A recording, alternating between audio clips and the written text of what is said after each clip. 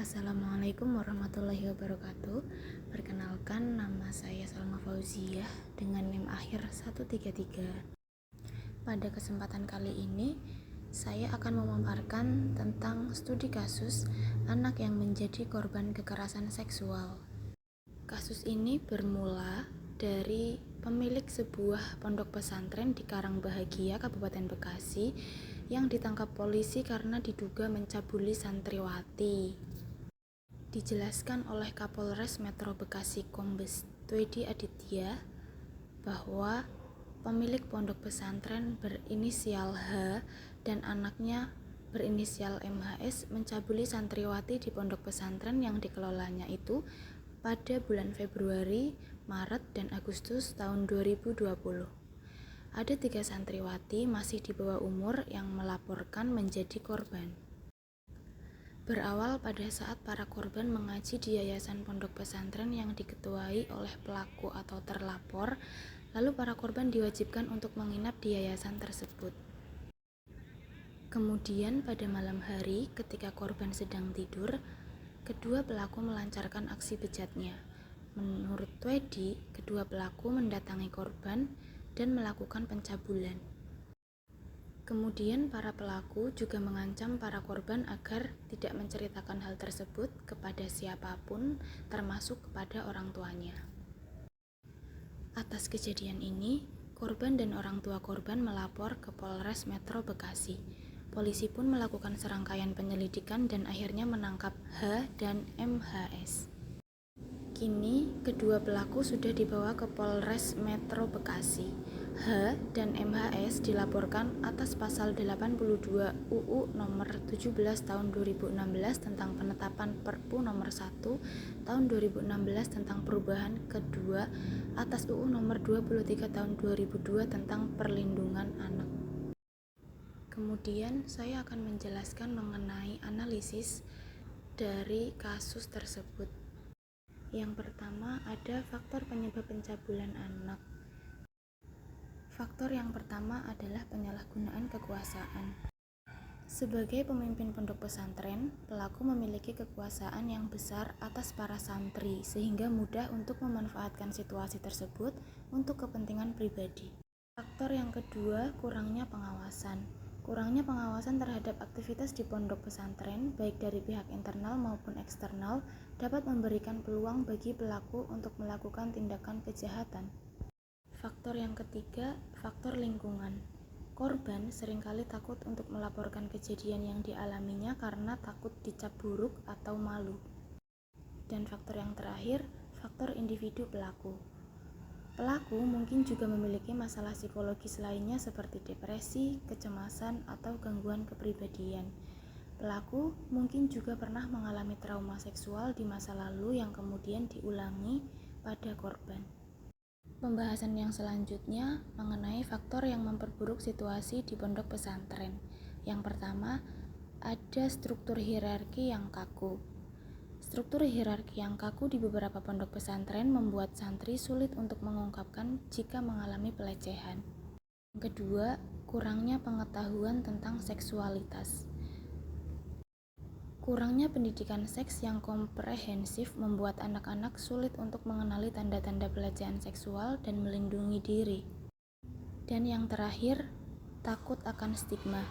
Takut dicap sebagai pembohong atau membawa aib bagi keluarga membuat korban enggan melaporkan kejadian yang dialaminya. Kemudian ada dampak pencabulan anak oleh oknum pendidik agama. Yang pertama, dampak psikologis. Meliputi trauma mendalam. Korban seringkali mengalami trauma yang sangat mendalam, sulit dilupakan dan berdampak pada seluruh aspek kehidupannya. Kemudian ada gangguan kepercayaan diri. Kepercayaan diri korban akan sangat terguncang. Mereka mungkin merasa bersalah, tidak berharga, dan tidak aman. Kemudian ada perubahan perilaku. Korban mungkin mengalami perubahan perilaku yang drastis, seperti menarik diri dari lingkungan sosial, kesulitan berkonsentrasi, atau menjadi lebih agresif. Kemudian yang kedua ada dampak sosial. Korban seringkali mengisolasi diri dari lingkungan sosial karena merasa malu atau takut. konsentrasi dan prestasi belajar korban juga dapat terganggu akibat trauma yang dialami. Kemudian yang ketiga, ada dampak spiritual.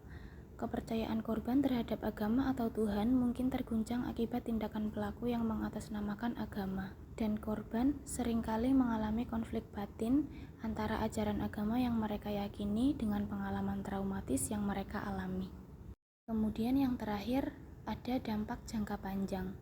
Dampak dari pencabulan anak dapat bertahan dalam jangka panjang dan bahkan seumur hidup. Korban mungkin mengalami kesulitan dalam membangun kehidupan yang mandiri dan bahagia. Analisis yang selanjutnya yaitu upaya untuk mencegah kasus serupa. Yang pertama, peningkatan pengawasan. Melakukan pemeriksaan latar belakang calon pengurus pondok pesantren, menyediakan saluran pengaduan yang aman, dan mengadakan pelatihan bagi pengurus tentang perlindungan anak. Upaya yang kedua melalui pendidikan seks. Memberikan pendidikan seks yang komprehensif kepada anak-anak sejak dini agar mereka memahami tentang tubuh, batasan, dan cara melindungi diri. Upaya yang ketiga adalah perubahan budaya. Mengubah norma sosial yang membenarkan kekerasan seksual terhadap anak dan menciptakan lingkungan yang aman bagi anak-anak untuk tumbuh dan berkembang. Upaya yang terakhir adalah penegakan hukum yang tegas, yaitu dengan memberikan hukuman yang berat kepada pelaku kejahatan seksual terhadap anak. Kemudian, analisis yang terakhir adalah langkah-langkah yang dapat membantu korban pulih. Yang pertama, dengan memberikan dukungan emosional. Dengan cara berikan ruang bagi korban untuk berbagi cerita dan perasaan mereka tanpa menghakimi. Atau bisa juga dengan meyakinkan korban bahwa Anda percaya pada mereka dan tidak menyalahkan mereka atas apa yang terjadi. Langkah yang kedua, mencari bantuan profesional.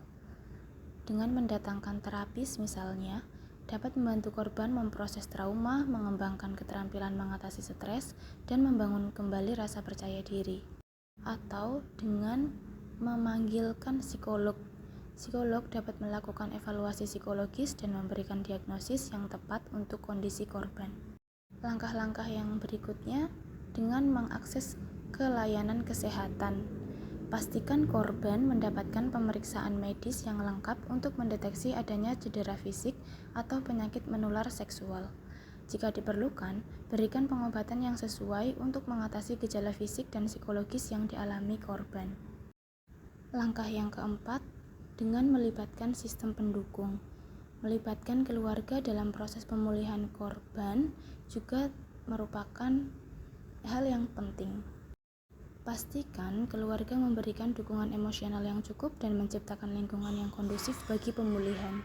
Langkah yang kelima, dengan perlindungan hukum.